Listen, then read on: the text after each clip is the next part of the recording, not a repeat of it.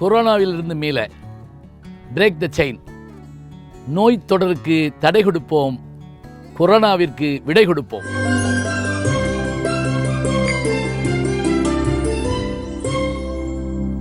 வணக்கம்.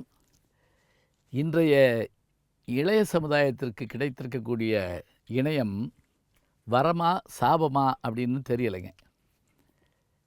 ஏன்னா என்னுடைய வயதிற்கு நான் பார்த்த அறிவியல் சாதனம் என்று சொன்னால் ஒரு கிராமோஃபோன் ரெக்கார்டும் ஒரு வானொலி பெட்டியும் திரைப்படமும் தான் எனக்கு தெரிந்து என்னுடைய இளமை காலத்தில் அல்லது என்னுடைய சிறு பையனாக இருந்த காலத்தில் நான் பார்த்தது. பிறகு அது வளர்ச்சி அடைந்தது. பிறகு மின்னணு யுகம் என்று தோன்றி, அதிலும் குறிப்பாக 2000ஆவது ஆண்டு மில்லினியம் ஆண்டு தொடங்கிய பிறகு இணையத்தினுடைய வளர்ச்சி மிக உச்சத்தை தொற்றிருக்கிறது. அதனால் அச்சமும் ஏற்படுகின்றது. உச்சத்தை தொற்றிருப்பதில் என்ன அச்சம் இருக்கிறது என்றால், இதனுடைய பயன்பாடுகள் உண்மையிலேயே பாராட்ட தகுந்ததுதான். இதோ நான் இங்கே பேசிக்கொண்டிருக்கிறேன். இந்த செய்தி உலகத்தின் எல்லா இடங்களுக்கும் செல்லுமாறு என்னால் அனுப்ப முடிகிறது. இதனால் பயனடைந்தவர்கள் எத்தனையோ பேர். ஏதாவது ஒரு செய்தியை நான் அனுப்பிவிட்டு திடீரென்று எனக்கு ஒரு தொலைபேசியில் அழைப்பு வரும். இன்றைக்கு நீங்கள் என்னை கவர்ந்த புத்தகங்கள்னு வாசிங்க, அதில் நான் உண்மையாக அதை எல்லாவற்றையும் நான் குறித்து வைத்து கொண்டேன், அந்த புத்தகங்களை தான் நான் வாங்குவேன் அப்படின்னு அமெரிக்காவிலிருந்து ஒருத்தரோ, ஆஸ்திரேலியாவிலேருந்து ஒருத்தரோ, கனடாவிலிருந்து ஒருத்தரோ, இங்கிலாந்திலிருந்து ஒருத்தரோ பேசுகிறப்ப நான் எப்படி முகமகிழ்ந்து போகிறேன். அவர் முகம் எனக்கு தெரியாது, என் முகத்தை அவர் பார்த்துருக்கலாம். ஆனால் அந்த செய்திகள் எல்லாம் அவர்களை சென்று அடைகின்றன என்று நினைக்கிற போது எனக்கு பெருமை ஏற்படுகிறது. வகுப்பறையில் பேசிக்கொண்டிருந்த, மேடையில் பேசிக்கொண்டிருந்த, தொலைக்காட்சியில் பேசிக்கொண்டிருந்த என்னுடைய குரல் இன்றைக்கு இணையத்தின் வழியாக உலகத்தின் எல்லை வரைக்கும் செல்கிறது என்று சொன்னால் அது எனக்கு பெருமைதான். எனக்கு மட்டுமில்லை, பேச்சாளர்களுக்கு, தமிழ் பணி செய்பவர்களுக்கு எல்லாவற்றுக்கும் பெருமைதான். ஆனால் இந்த ஆனால்ங்கிற வார்த்தையை எங்கே பயன்படுத்தணும் அப்படின்னா, எல்லா இடத்துலையும் பயன்படுத்திடக்கூடாது. இந்த ஆனால் நான் ஏன் பயன்படுத்துகிறேன்னு பாருங்கள். இதில் என்ன சிரமங்கள் இருக்குது அப்படின்னா, ஒரு செய்தி வந்து கொண்டிருக்கிற போதே அதை படித்து கொண்டிருப்பவர்கள் அது முழுமையாக கூட படித்து முடிக்காமல் உடனடியாக கையில் கிடைத்ததை எடுத்து நம் மீது வீசுகிறார்கள். அதுதான் நம்மை அச்சத்தில் ஆழ்த்துகிறது. சமீபத்தில் கூட எனக்கு அந்த மாதிரியான ஒரு நிகழ்வு, தேவார பாடல்கள் பற்றி நான் தேவார பாடல்களில் குறிப்பாக திருஞான சம்பந்தருடைய பாடல்களை பற்றி நான் சொல்லி அதை ஒரு ஓதுவார் பாட அந்த நிகழ்வு ஒன்றை வெளியிட்டோம். உலகெங்கும் இருந்து பாராட்டு வந்தது.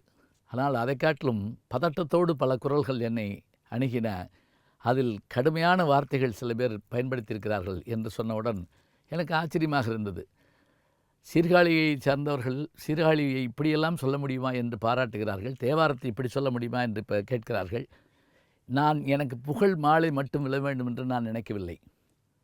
ஆனால் இதை விமர்சிப்பவர்கள் கொஞ்சம் யோசித்து பார்க்க வேண்டும். நாம் ஒரு கருவியாக இருந்து இதனை செய்கின்றோம்.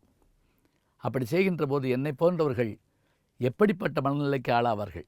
சமயத்திலூட நாம் பார்த்தோம், ஒரு சாதாரண சொல்லிட்டா உடனே தயாராக இருந்து அதற்கு அவர் மீது பாய்வதற்கு காத்து கொண்டிருக்கின்ற போது பலர் என்ன ஆவார்கள் என்றால், திறமைசாலிகள், கவிஞர்கள், எழுத்தாளர்கள், பேச்சாளர்கள் அத்தனை பேரும் அஞ்சி நடுங்கி இந்த ஊடகத்தை விட்டு விலகி விடுவார்கள்.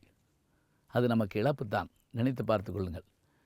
என்னங்க அவங்க சொல்கிறத சொல்லிக்கிட்டு தான் இருப்பாங்க, அதுக்காக நம்ம சொல்ல முடியுமா? மொட்டைக்கடிதாஸ்க்கெல்லாம் பயப்பட முடியுமா என்று நாம் கேட்கலாம்.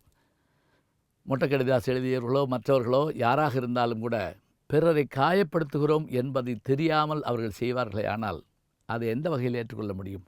நினைத்து பாருங்கள்.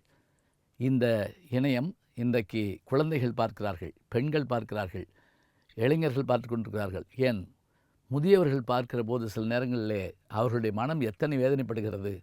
முகம் சுளிக்க வைக்கக்கூடிய செயல்பாடுகள் அவற்றில் வருகின்ற போது அந்த வார்த்தைகளும் அந்த கமெண்ட்ஸ் அது சொல்கிற போது, அதுவும் மீம்ஸை பற்றி நம்ம கவலைப்பட வேண்டியதில்லை. ஏன்னா அது ஒரு கிரியேஷன் அப்படிங்கிறாங்க. மீம்ஸில் அந்த சம்பந்தப்பட்டவரும் சேர்ந்து சிரிக்கிற மாதிரி கூட இருக்கலாம். ஆனால் வாசகர் அடித்தம் போலவோ அல்லது கருத்தை தெரிவிப்பது போலவோ சொல்லுகின்ற போது கடுமையான வார்த்தைகளை பயன்படுத்தாமல் இருந்தால் நன்றாக இருக்கும். இணையம் ஒரு வரமாகத்தான் இருக்க வேண்டும். அப்துல் ரஹ்மானுடைய கவிதை வரியோடு முடிக்கிறேன். அப்துல் ரஹ்மான் நம்முடைய சுதந்திரத்தை பற்றி ஒரு வார்த்தை எழுதியிருந்தார். எப்படி தெரியுமா? தலைப்பு சுதந்திரம். வரங்களே சாபங்களானால் தவங்கள் எதற்கு? இதுதான் அந்த கவிதை.